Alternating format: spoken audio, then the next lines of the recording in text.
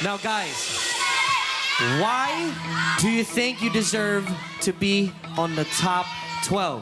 Raymond. Kapag ako ang binoto nyo, itutuloy ko yung mabuting samahan hanggang sa dulo. Pag binoto nyo po ako, makikita nyo pa po ako mag-develop at mag-improve. At ginagawa ko po palagi yung best ko, kaya sana iboto nyo po ako. Guys, deserve ko pong makuha sa top 12 dahil katulad ng pagmamahal ko sa inyo, ang pagmamahal ko sa pangarap ko. Kaya samahan niyo po akong tuparin ng mga pangarap ko. Maraming salamat po. Alam ko, simula pa lang to. Pero sana, bigyan niyo ako ng chance na matupad ang aking pangarap.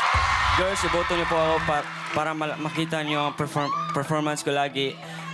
At para po to sa inyo. At gagalingan ko po next time. Maraming salamat sa inyo.